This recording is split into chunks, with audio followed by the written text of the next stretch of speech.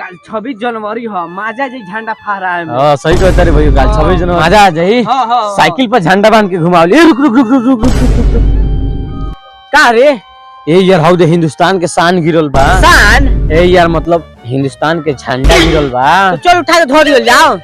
चल चल। ए यार रुक, हाउ दे भिखारी आवता। हां हां बोले आओ देखे दे झंडा उठा के धर तक की ना। ए उठा के ना धरी चल के। हम कहतन उठा दी। ए ना धरी चल के। तो लागल 500 के हारा बाजी। हां चल 500 के हारा बाजी लाग गई। ठीक बा, अगर झंडा उठा दी तो तू हमरा के 500 दियो, ना उठाई तो हम तारा के देम। ठीक बा चलो ऐसे देखो।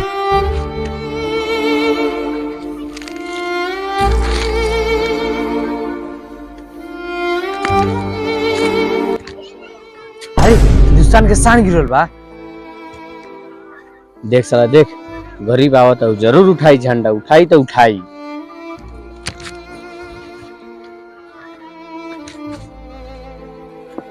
जय हिंद।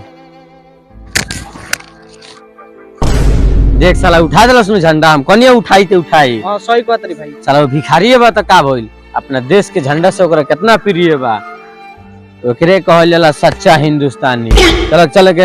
हां सही कहत रे भाई, चल के कल झंडा फहरा है। हां चल के। मर मर मर मर मर मर मर मर मर। रे साला काय मरलिए रे? तेनु कलिए मार तो इसे मार देनियो। रे साला हम गेम में कहत नहीं मारे के। अबे होद में केकर फोन आवता? अरे साला ई तो पापा के फोन आवत रही। चल चल घरे बात कर माई से चल। हेलो हां पापा गोल लागत नहीं। बस बस पहुंचते बानी माई के लगे। भाई ए भाई पापा फोन कइले बड़न। लाव लाव केतन दिन के बाद फोन कइले बा। हेलो का हाल बा? ठीक बा काजी रो आवे के मोने ना करेला। अरे कैसे आ जाई हो, अभी 6 महीना भइले ना आइले। ए भाई दे दे गेम खेले के बदे। रनु पुत्रा ओइ जरा फट मर ले बेटा ले। मार मार मार मार मार मार मार मार मार। ओ चल चल मार मार। ई साला दिन भर गेम खेलता सन, लेकिन काम बना धाम बा। आज पाते बात नहीं कोची होवे आज के दिन हैकर भैंसी भी आई रहे। भाग साला दोगला सन, आज बात नहीं कोची हो। 26 जनवरी आज के दिन संविधान लागू भई रहे। चालो साले।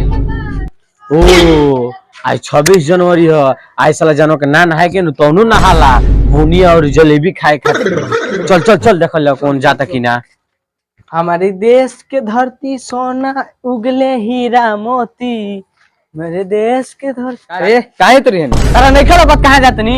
और शादी तो भरे ने के ससुराल रे का करबे? तारा मालूम नहीं क्या 26 जनवरी हो जातनी झंडा फहराए ओइसे शूट गुड में बानी। जो बेटा जो। ओ देखो ना हाथ धोए कहां जाता रे? बहन बहन बे का हो? कहां जाते रे? ए झंडा फहराए जातनी चलबो सन। ओ साला जोन ठंडी के दिन में महीना में एको बेर ना नहाला, तौनो साला आज नहा के जाई। कैसा जलेबी बुनिया न मिली। जो जो आओ तन जा। ए साला तोनी के ना चलबो सका। ए चल चल आओ तन जा। ए चल मैडम जी आइल ओकम झाड़ झुर के, और तोर मलियो आइल होई झाड़ झुर के। चल जो जो हमने का आओ तन जा। ठीक बा।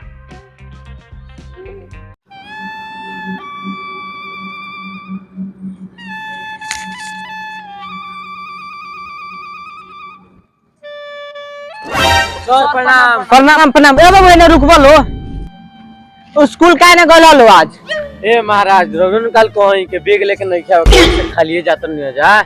तू तो ठीक बा जात रलो तो स्कूलिया साफ कर दिलो तले हम आओ तनी। ये सो हां कहां जातनी? मैडम के घरे भेंट कर जातनी का? पर गधा के सर के ऐसे ही बोलना चाहिए हैं? तू सर थोड़ा मिस्टेक हो गइल। आज के बाद से ऐसा मत बोलना, अबे पढ़ाई के बारे में बोलेंगे तो मुंह बंद हो जाएगा। ए सर पूछिए ना कौन सवाल पूछना है, हम पीछे हटे का पूछिए। 26 जनवरी के क्या हुआ था? वाह सॉरी तो इतना हल्का सवाल। उस दिन इसका भैंसी भी आई थी। पर गधा क्या बोलता है, पढ़ने लिखने में कम है तो कभी तो इसमें तो तेज बनो। अच्छा ठीक है सर। सुनो सुनो सुनो, बुनिया जलेबी का ऑर्डर दे दिया। जी सर, आधा किलो जलेबी आधा किलो बुनिया दोनों मिला के 5 किलो हो जाएगा। उसी में सब किसी को बता दिया जाएगा। ठीक है क्लास में जाओ साफ सफाई करो, कल मैडम जी से मिल के आते हैं। ये सर बहुत ही तेज बन गए हैं का? आजकल सर बहुत तेज बन गए हैं। चलो हम लोग भी कल 26 जनवरी है ना अपने सेटिंग के साथ फोटो खींचेंगे। चलो। अरे ये वो शॉट में लड़ी तोरा ठंडा उन्हें नहीं खिलाता रे। नारे साला में ताव बैठले बा। अरे कल 26 जनवरी ओकरे उत्सव के। ए भैया रुको रुको रुको रुको रुको रुको।